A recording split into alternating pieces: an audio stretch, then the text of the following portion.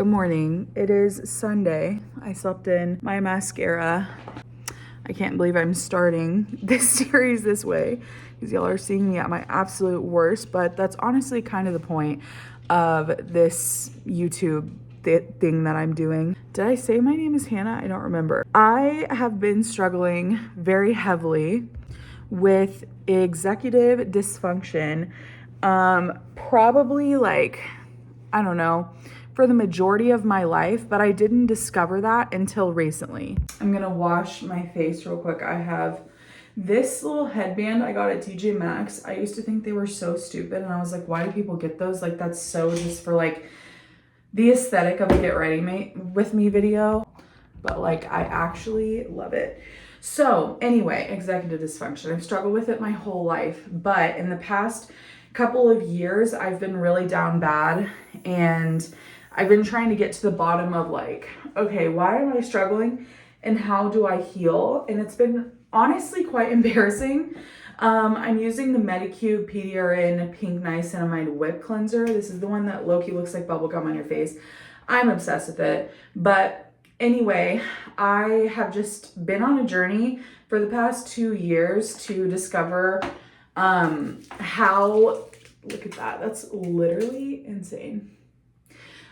I have been just trying to like heal and be a normal human being in society. I have a lot of goals regarding like looks and weight, and I have goals regarding Christianity.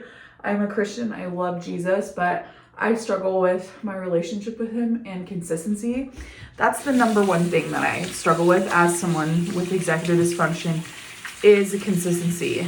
And before I continue in these videos, I just want to clarify that like I am not diagnosed with anything. So I might say like, oh, I struggle with this, that, and the other. And I do, according to Google, and like every bit of research I've done lines up with, I'll just tell you right now because you're going to be hearing me talk about it, but a lot of behaviors that I have line up with high functioning autism, ADHD, cptsd, and basically all the things I talk about usually will fall under one of those categories.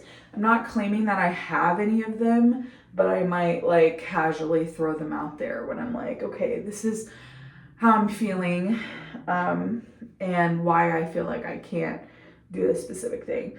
Basically, every day consists of me waking up, being annoyed that I woke up and I have to start the day. And then basically like anything that I have planned that day, that will be what like dictates my day.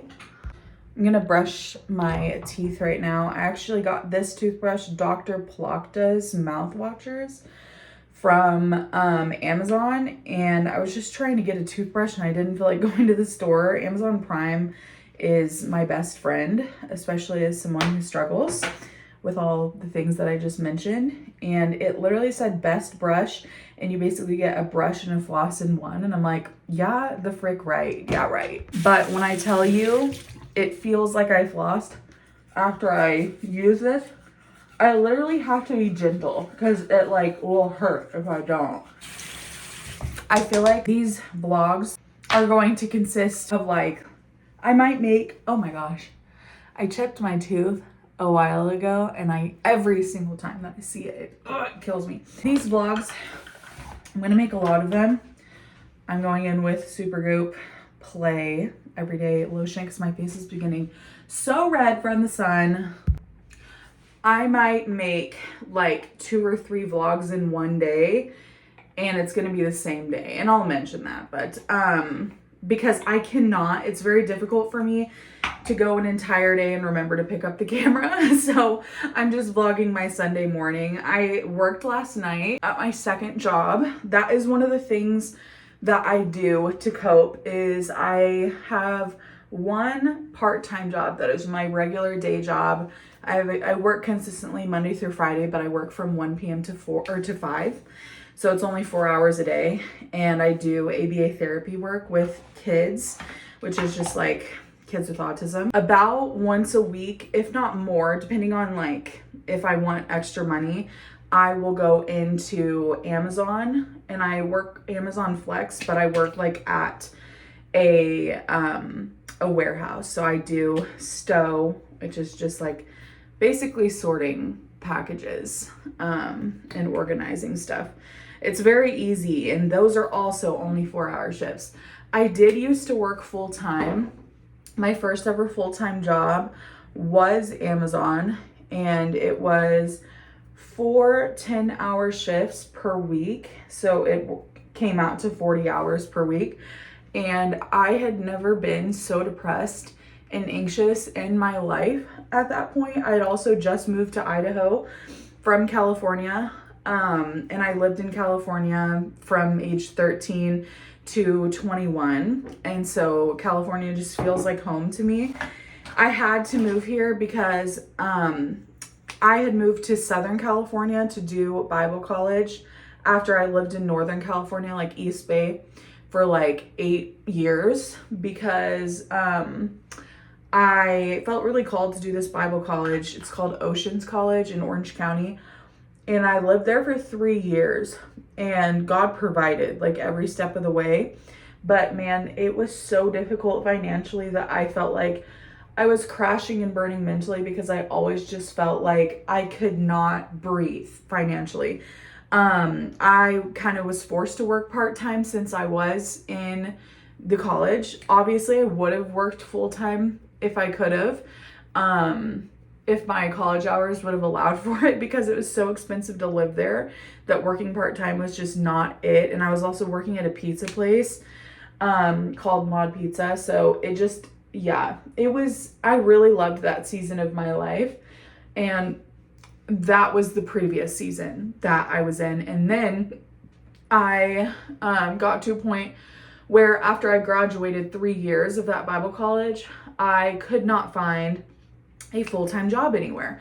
I also at the time did not know about ABA therapy, or I would have went into the field, because at least for my facility, you can go in at like having 0 experience with ABA therapy. You might just need a little bit of experience with children, even if it's just babysitting and it's like not on your resume, that helps. And so once I realized that I literally could not afford to live in Southern California, it was almost like the grace had lifted, not to get all Christianese on you, but the grace had lifted for me to be there. And I really just felt like there is no use in me staying here and not being able to thrive. So basically, like after I graduated, I started working as a front desk receptionist at a hair salon. That was the worst, most traumatizing job I ever had.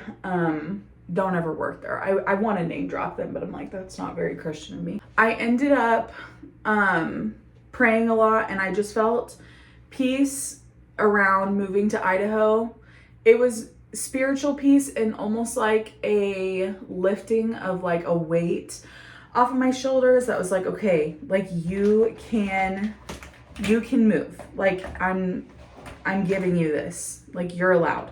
Because before I was like, okay, I'm still serving at the church that I was doing Bible college at, and I felt like I had to stay there. My brothers were there too. My youngest brother had just moved there to the same college, and I loved living in the same place as my brothers because it just, I don't know, I missed it so much. My parents had actually brought up the idea of me moving in with them. They had moved to Idaho in the middle of me being in the college in Orange County, and it was really sad because what used to be a quick 5-hour car trip to their house in the East Bay in Northern California now is turning into a plane ride.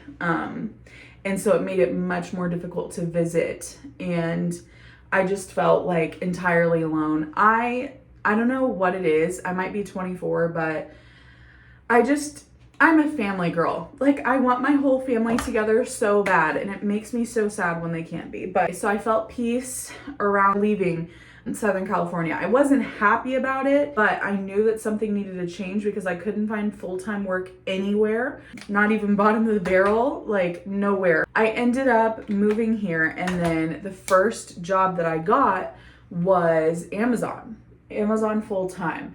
And I'd asked the Lord very fervently if I could have a full month off of any type of work, if he could make a way for that once I moved to Idaho, so that I could move in and breathe and visit with my family and just like, I don't know, like debrief the past 3 years of Bible college. And for some crazy reason, because Jesus loves me and everyone else, he, when I went to go and apply for Amazon, I immediately got approved and accepted. And then they said that my first day would be pretty much exactly 1 month since me moving to Idaho. So I got a full month of, being able to move in and get situated, which was incredible. So freaking thankful for that.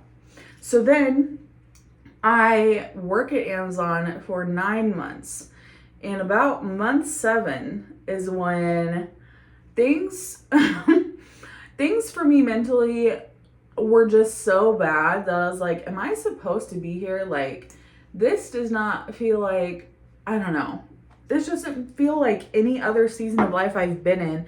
Like, I just feel like this is just not supposed to be happening. Having these thoughts in my mind every day that were just like, you need to quit, you need to quit. I'm not supposed to be here. So for some weird reason, like, I would come home at the end of every day from Amazon and would crash. I would not say hi to my parents. I would not take my dog on a walk. I did not take care of myself.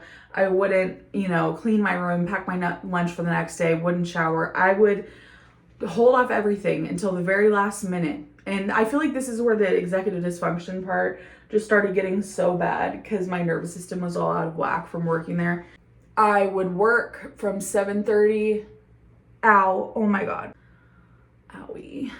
I would work from 7:30 a.m. to 6 p.m. at night. Basically, all I would do every single day is I would stand on a platform, just me, myself, and I, okay? Super isolating. And I would look at a screen.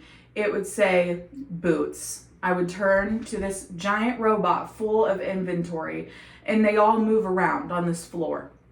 That's like outside of my little like bubble. And everyone was like in a line in their own little bubble. And then there was like this giant floor, and these robots would move to us. We would see on the screen, we need to get boots from A1. We would go to A1, grab the boots, put them in a specific bucket. And then once that bucket was full, we would push it out and the robot would take it all around the place. So I did that same 4-step process probably 10,000 times in one day. It was just nonstop that. Thank God I was able to listen to music or like have podcasts going. So annoying, I literally forgot I need to take a shower. So I'm gonna take a shower real quick. Although I have a full face of makeup on, that's great. Maybe I'll take a cold shower so it doesn't sweat off. I'm currently using OGX for shampoo and conditioner, and then one of my favorite Tree Hut scrubs, the Tropic Glow. It smells just like Sol de Janeiro. I have a different Medicube face wash in here, and then the Pistachio Dove smells so good. And then these have changed my life. These are shower gloves. They're very like, I don't know if you can hear it, but they're very gritty. It's basically like a body scrub built into a glove. And then I use these to wash my body. I just put them on and just wash my body with them. And it's much better than a loofah, in my opinion. I think I got them at Ulta. Hey, we're taking a shower in 3, 2, 1. A lot of people who struggle with ADHD symptoms forget what they're doing. They forget where they're at very easily. And that is something that I struggle with very heavily. The only time that I feel like I can function properly most of the time is when I have a vacation planned or coming up. I feel like that's when I'm able to compartmentalize pretty well and prioritize things, not procrastinate. Or when I have somebody watching me, and it has to be a specific, like, safe person. Like, if I have a close friend in my room watching me clean, I feel like that would be something that would help me clean. Someone that could just help keep me on track, and like I could talk to them as I'm doing my thing. And a lot of people, what helps them is setting up a camera in the room, knowing that they're going to post it. It keeps them accountable, and it also keeps them just remember what they're doing. With me, I'll be cleaning my room or organizing my room, and I'll find like all this stuff. I'll start reading my old journals, and I'll be sitting there with a giant pile, and I'm like, oh, I'm tired. I've been doing this for too long. And it's like my brain gets tired from like being in La La Land. I don't have my Girls Gone Bible shirt on. I went to the 2025 World Tour, and I actually met Angela at my church, River House, because this guy that she used to date, I'm pretty sure they're not dating anymore, is an elder there. And I didn't know that. I literally like was praying that I would get a ticket, or that God would like supply the $80 to get a ticket, because I just didn't have it at the time. I think that was like right after I ended up quitting Amazon, or right before. I think it was right before, because it was in May.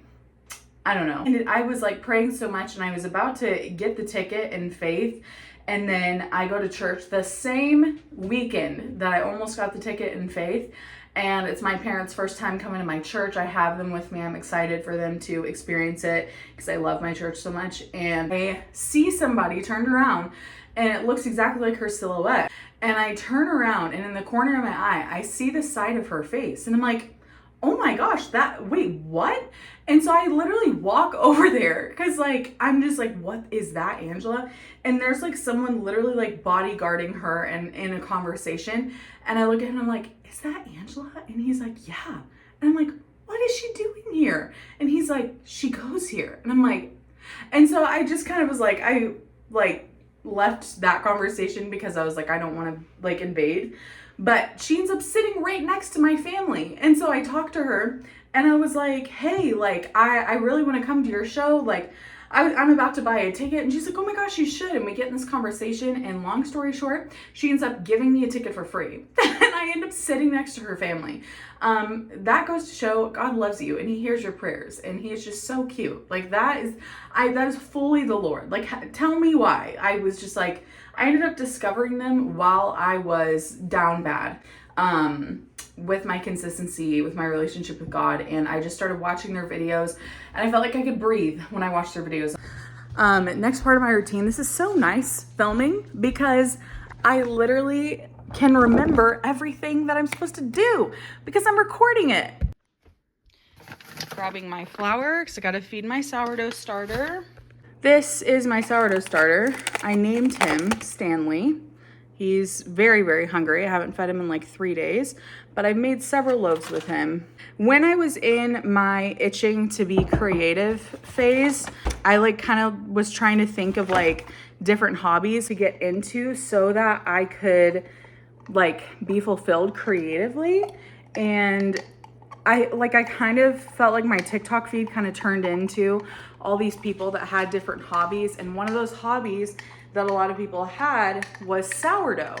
And I was just like, what the heck? Like, why do I want to do this? I never in my life have cared to become obsessed with making bread, but that ended up being, I'm gonna put some of my flour in here. That ended up being one of my hobbies that I started while I was in that phase. Like, basically once I quit Amazon, I started living again, and that's when I started like developing all of these hobbies. So I started sourdough. I've made like cheese loaves. I've made cinnamon loaves. I've made regular. I've made a wheat loaf. I haven't really experimented that much outside of those. In that time, I also started doing crochet. I never thought in a million years that I would be able to crochet, but I just stayed up and I bought $30 of yarn in faith, and I just listened to the YouTube tutorials. And then one of my family friends came along, and she was obsessed with crocheting, and she taught me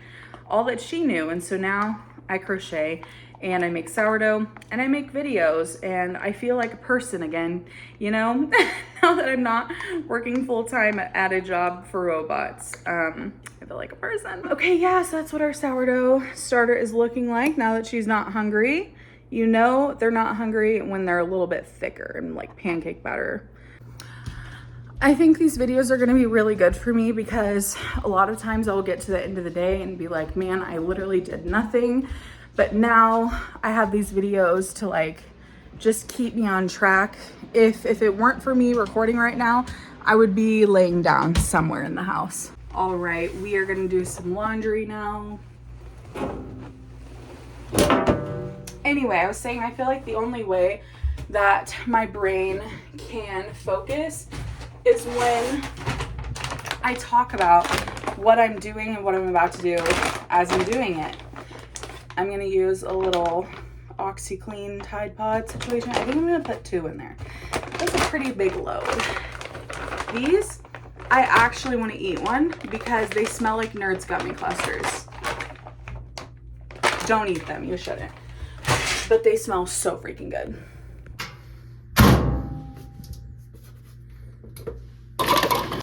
Staying on track with my goals, often there needs to be some sort of tangible something that I'm doing, or like a plan that I have in order for me to stay consistent with it.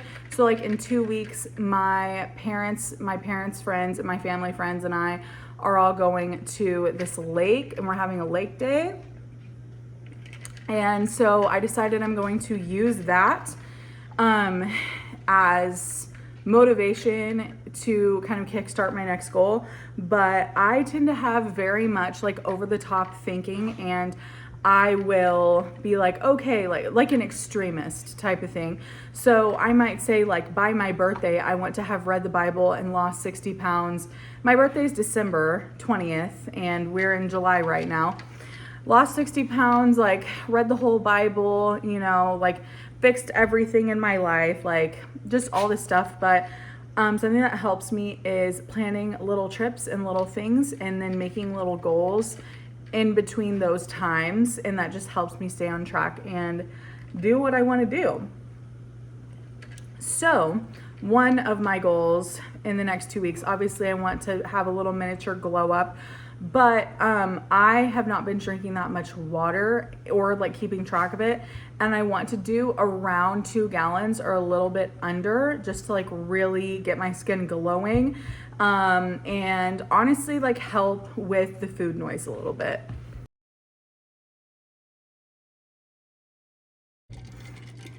We got about halfway through our first one. I wasn't expecting to chug 40 ounces of water, but anyway, our weather has been crazy in Idaho these past few days, and you just literally never know when it's gonna rain. Oh my gosh, bro, the lighting is so weird. You never know when it's gonna rain. You never know when it's gonna storm. So I'm gonna take my cutie boy, Tucker, who will be in these vlogs so much. I'm gonna take him on a little walkie before, you know, the possible rain happens. Got my cutie Javianas, my ugly toes that need a pedicure, my cutie boy Tucky, who's ready to go on a walk. Do you want to go on a walk? Yeah? Okay, go get your leash. Let's go. Let's get your leash. I'm gonna leash up the boy. See, man, I have gotten a million things done in an hour and a half of filming this, like, than I would have done in, like, oh my gosh, in the whole day. Like, this is groundbreaking. Why have I not been doing this my whole life?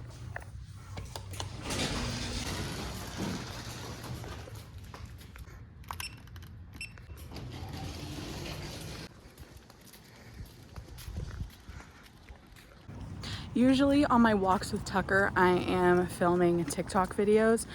So it's definitely going to be a little bit of getting used to, because I'm going to be having to add on to my YouTube stuff and make TikTok videos on our walks.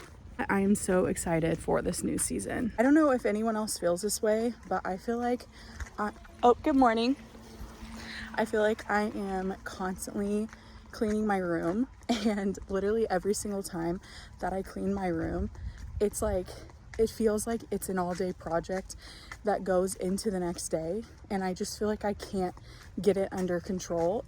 And so, especially with what I deal with, just executive dysfunction and just not being able to remember what's going on, like I see the stuff around me and I'm like, okay, it's a project. Like, it doesn't feel like something that I'm like, okay, let me do 10 minutes of this now, 10 minutes of it when I have another 10 minutes. Like, no, it's like, it's a project to me.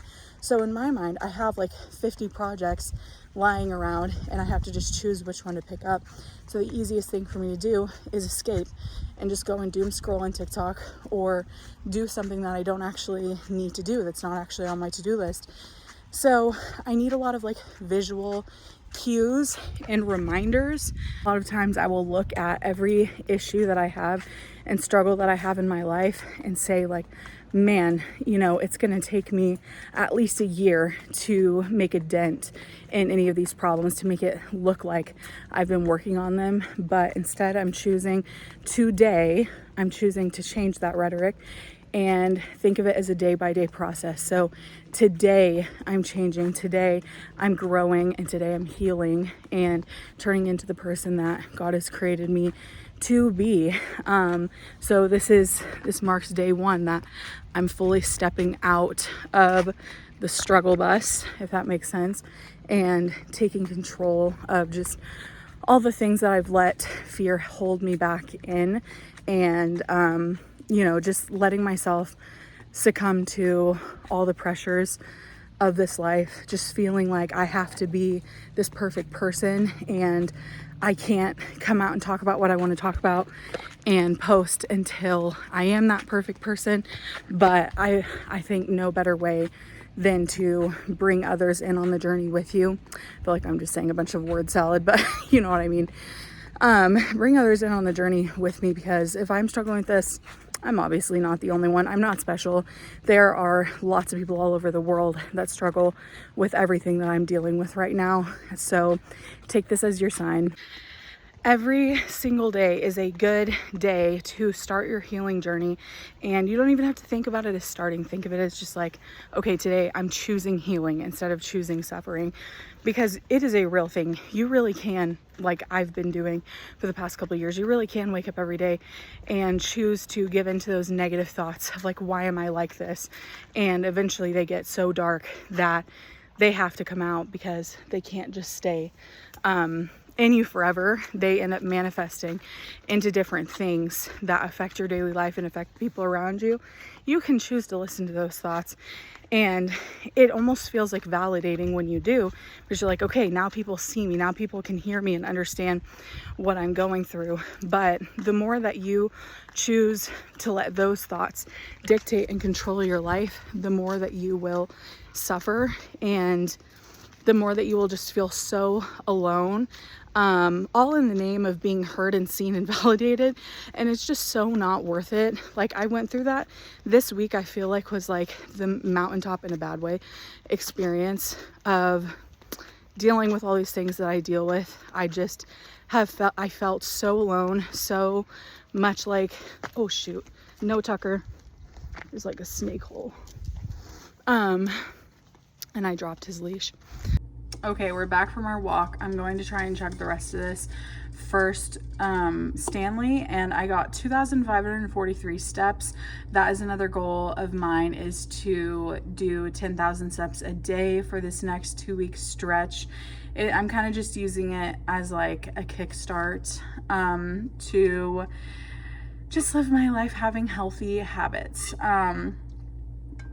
Big fan of Haley Fernandez. Love watching her content.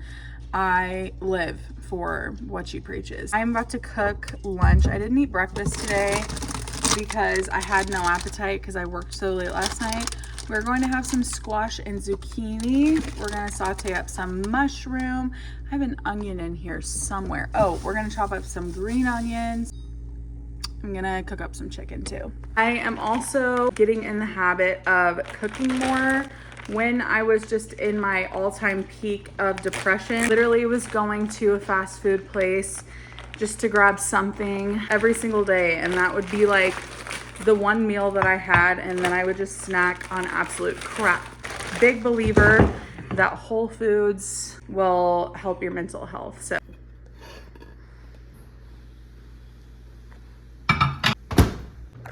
after we get back from our walks, Tucker gets frozen green beans. He's obsessed with them. It is so cute listening to him crunch on his green beans. Can you speak, please? That's a good speak. Aw, man, I dropped it. Okay, we've got our chicken here and our seasonings. I'm just gonna slice it up. Gosh, I am just honestly so shocked at everything that I've done today so far. When I tell you, I was so just like constantly in my head, like executive dysfunction at its prime. And I don't have like full faith that this is going to be able to be a norm, but it's nice to know like what helps.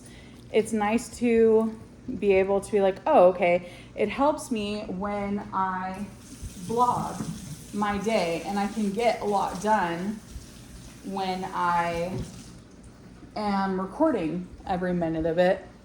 My seasonings I'm using, I have the Kinder's buttery garlic and herb. I have the Trader Joe's pickle, it's called In a Pickle, and the Trader Joe's ranch blend. I'm just gonna be putting on both sides.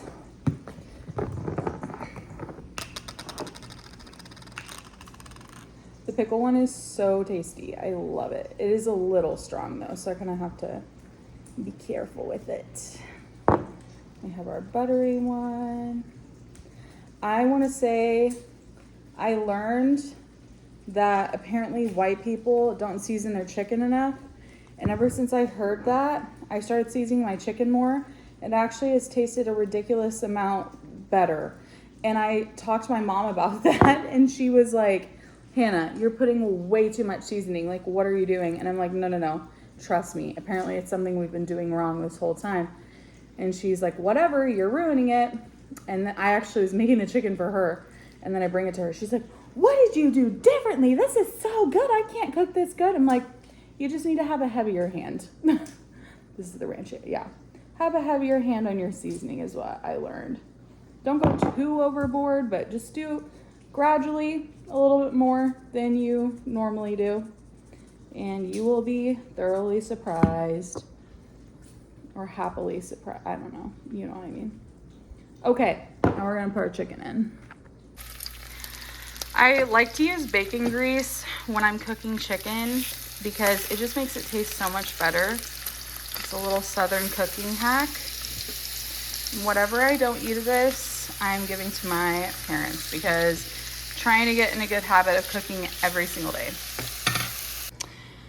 Now I'm gonna chop up and add to the mix a zucchini, squash, an onion, green onions, and mushroom. Chicken is almost done, looking good. Okay, we're gonna put some garlic in with everything. We have our big, beautiful platter of veggies we're gonna throw in the pan. Uh-oh. They didn't all go in the pan, but that's okay. Gonna put some of the ranch blend on the veggies. It is 1:35 p.m. and we have our first meal of the day. I'm probably not gonna eat all of this. I don't know, I might. This is a pretty full bowl of just a bunch of sauteed vegetables, chicken, and then I have 2 pieces of bacon, but I think there's like less than one in this. I have a lot more in our pan, and then this, probably only gonna have half a piece of this. This is just the cheesy sourdough bread that I made. So yeah, and then I might put some Polynesian sauce if it needs it. We'll check back. And then we are on our second Stanley of the day. So we got 40 ounces down.